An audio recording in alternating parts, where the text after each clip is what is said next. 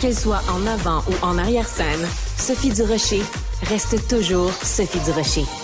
Depuis le décès la semaine dernière de Carl Tremblay, le chanteur et âme aussi des Cowboys Fringants, on se posait la question, est-ce qu'il y aura ou pas des funérailles nationales? On va avoir la réponse avec mon collègue journaliste et animateur Alexandre Moranville-Ouellette. Bonjour Alexandre. Salut Sophie. Ouais, on a une partie de réponse aujourd'hui parce que ce ne sera pas des funérailles nationales, mais bien une cérémonie d'hommage national. C'est un terme, une définition qui peut sembler presque identique là, pour l'oreille d'un profane en la matière, mais c'est que un projet là, de funérailles nationales, c'est un protocole précis, là, extrêmement précis, organisé pour le Québec, par le Québec, dans lequel on va retrouver là, des protocoles, des cérémonies, des invités comme obligatoires autour de tout ça. Là, une cérémonie d'hommage national, c'est organisé par Québec. Oui, il va y avoir une espèce de protocole autour de tout ça, mais c'est pas des funérailles nationales là, avec le grand F. Ça va se tenir au Centre Bell le 28 novembre prochain à Montréal. C'est le gouvernement qui l'a annoncé il y a peu de temps. Le drapeau du Québec sur la tour centrale d'Hôtel du Parlement va être en berne de l'aube jusqu'au crépuscule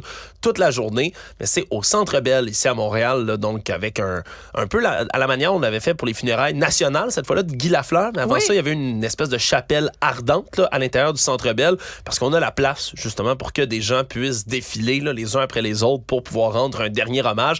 On comprend que ça va permettre à des milliers, voire des dizaines de milliers de personnes, si ils veulent venir rendre un dernier hommage à Carl Tremblay, ils pourront le faire, aller défiler dans le Centre Bell. On devra avoir plus de détails un peu plus tard. Merci, puis ça va être très émouvant pour ceux qui seront déjà allés voir les Cowboys Fringants au Centre Bell, d'y retourner, mais de retrouver évidemment Carl Tremblay dans un tout autre contexte. Merci beaucoup, Alexandre. Salut, Sophie.